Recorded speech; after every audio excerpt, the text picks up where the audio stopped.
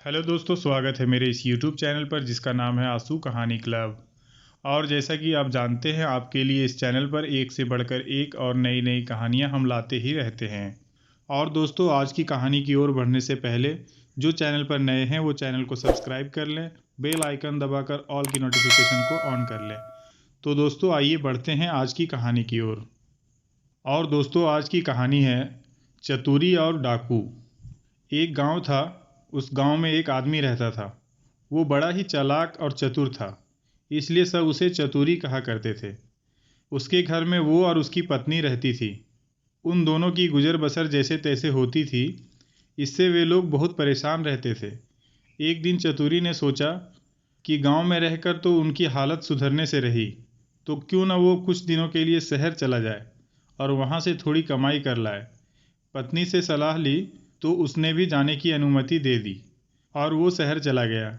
मेहनती तो वो था ही, सूझबूझ भी उसमें खूब थी। कुछ ही दिनों में उसने 100 रुपये कमा लिए।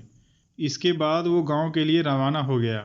रास्ते में घना जंगल पड़ता था। जंगल में कुछ डाकू रहते थे।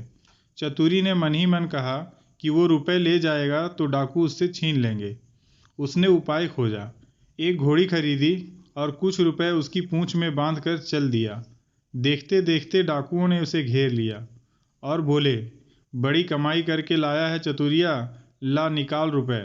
चतुरी ने कहा, रुपए मेरे पास कहाँ, जो थे उससे यह घोड़ी खरीद लाया हूँ। इस घोड़ी की बड़ी करामात है, मुझे यह रोज 50 रुपए देती है। इतना कहकर उसने घोड़ी के पूंछ में डंडा मारा, फिर खन करके 50 रुपए निकल पड़े। डाकुओं का सरदार बोला, सुन भाई, ये घोड़ी तुमने कितने में खरीदी? चतुरी ने कहा, क्यों, इससे तुम्हें क्या? वो बोला, हमें रुपए नहीं चाहिए, ये घोड़ी दे दो। नहीं नहीं, चतुरी ने गंभीरता से कहा, मैं ऐसा नहीं कर सकता, मेरी आमदनी का जरिया बंद हो जाएगा। सरदार बोला, ये ले घोड़ी के 100 रुपए और घोड़ी मुझे दे जा। चतुरी ने और आग्रह करना ठीक नहीं समझा। रुपए लेकर घोड़ी उन्हें दे दी और गांव की ओर चल पड़ा। घर जाकर सारा किस्सा अपनी पत्नी को सुना दिया।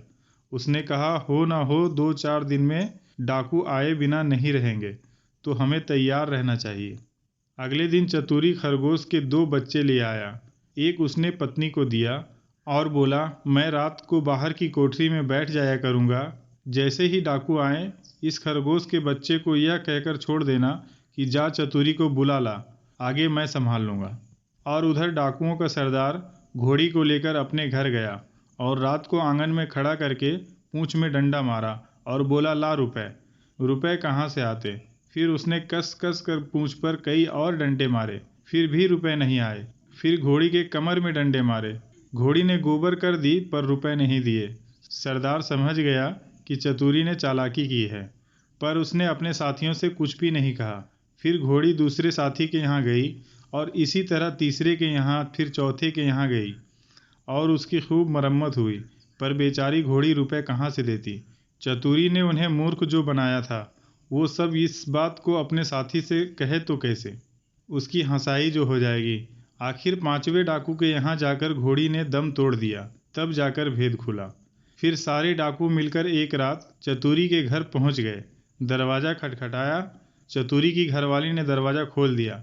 सरदार गुस्से से पूछा, कहाँ है चतुरी का बच्चा? पत्नी बोली, वो खेत पर गए हैं, आप लोग बैठिए, मैं अभी बुला देती हूँ। इतना कहकर उसने खरगोश के बच्चे को हाथ में लेकर दरवाजे के बाहर छोड़ दिया और बोली, जा रे चतुरी को फौरन बुला ला। क्षण भर बाद ही डाकुओं ने देखा कि चतुरी खरगोश के बच्चे को हाथ में लिए चला आ रहा है।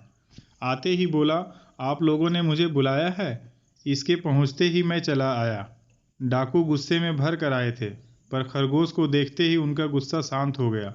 सरदार ने अचरज में भर कर पूछा, ये तुम्हारे पास कैसे पहुंचा?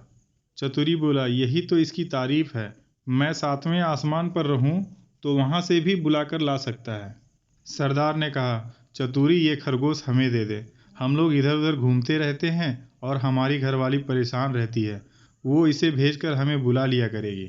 दूसरा डाकू बोला, तूने हमारे साथ बड़ा धोखा किया है, रुपए ले आया और ऐसी घोड़ी दे आया कि जिसने एक पैसा भी नहीं दिया और मर गई। खैर, जो हुआ सो हुआ, अब ये खरगोश दे दे। चतुरी ने मना किया तो सरदार ने 100 रुपये निकाले और बोला, ये ले 100 रुपये और ला इधर खरगोश को।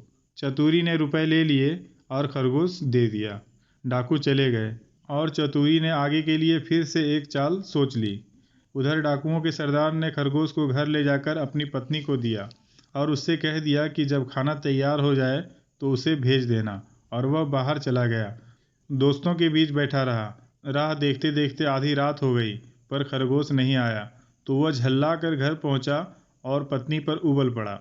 पत्नी ने कहा, तुम इतना नाराज क्यों होते हो? मैंने तो घंटों पहले खरगोश को भेज दिया था। सरदार समझ गया कि ये चतुरी की शैतानी है। वे लोग तीसरे दिन रात को फिर चतुरी के घर पहुंचे।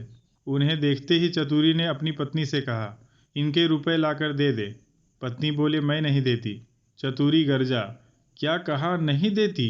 और उसने आओ देखा ना ताव, कुल्हाड़ी उठाकर अपनी पत्नी पर वार कर दिया। पत्नी लहूलुहान होकर जमीन पर गिर पड़ी और आंखें मूंद गई। डाकू दंग रह गए। उन्होंने कहा, अरे चतुरी, तूने ये क्या कर डाला? चतुरी बोला, तुम लोग चिंता ना करो, ये हम लोगों की रोज की बात है, मैं इसे अभी जिंदा किए देता हूँ। इतना कहकर वह अंदर गया। वहाँ से एक सारंगी लाया और जैसे ही उसे बजाया कि पत्नी उठ खड़ी हुई। चतुरी ने उसे पहले ही सब सिखा रखा था और खून दिखाने के लिए वैसा रंग तैयार कर लिया था। नाटक को असली समझकर डाकुओं का सरदार चकित रह गया। उसने कहा, चतुरी भैया, ये सारंगी तू हमें दे दे। चतुरी ने बहुत आनाकानी की तो सरदार ने फिर से 100 रुपये निकालकर उसे दे दिए और सारंगी लेकर वे चले गए। घर पहुंचते ही सरदार ने अपनी पत्नी को फटकारा। पत्नी भी कुछ तेज हो गई तो उसने आओ देखा न ताव, कुल्हाड़ी लेकर गर्दन अलग कर दी। फिर सारंगी लेकर बैठ गया। बजाते बजाते सारंगी के तार टूट गए, लेकिन पत्नी ने आंखें नहीं खोली। सरदार अपनी मूर्खता पर सिर धूनकर रह गया, पर अपनी बेवकूफ़ी की बात उसने किसी को नहीं बताई। और इसी तरह एक के बाद एक सारे साथियों के पत्नियों के सिर कट गए। जब भेद खुला तो डाकुओं का पारा आसमान पर चढ़ गया। वे फौरन चतुरी के घर पहुंचे और उसे पकड़कर एक बोरी में बंद किया और नदी में डुबोने के लिए चल पड़े। रात भर चलकर सवेरे एक स्थान पर पहुंचे। थोड़ी ही दूर पर एक तालाब थी।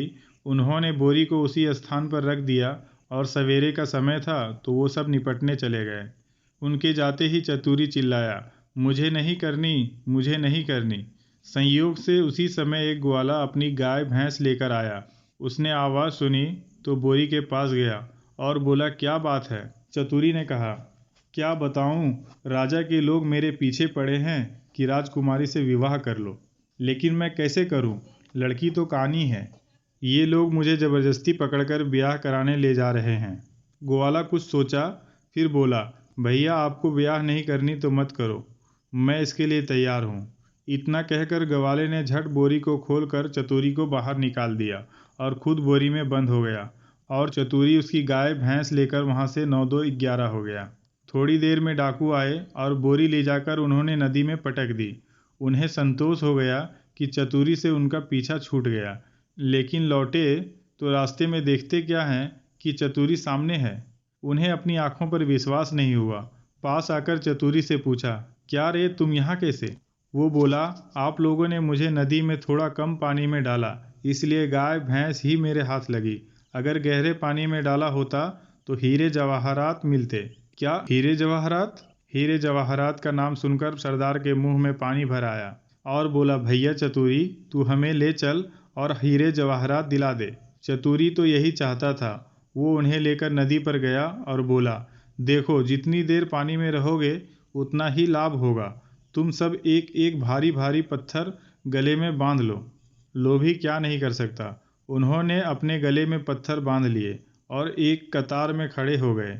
चतुरी ने एक एक को धक्का देकर नदी में गिरा दिया। सारे डाकुओं से हमेशा के लिए छुटकारा पाकर चतुरी गाय भैंस लेकर खुशी खुशी घर लौटा और अपनी पत्नी के साथ खूब मज़े और आनंद से रहने लगा। तो दोस्तों, यही था आज का कहानी। आपको कहानी कैसा लगा ये कमेंट करके बताइए, और अगर कहानी अच्छा लगा तो इसे लाइक कर दीजिए। और फिर मिलते हैं अगली वीडियो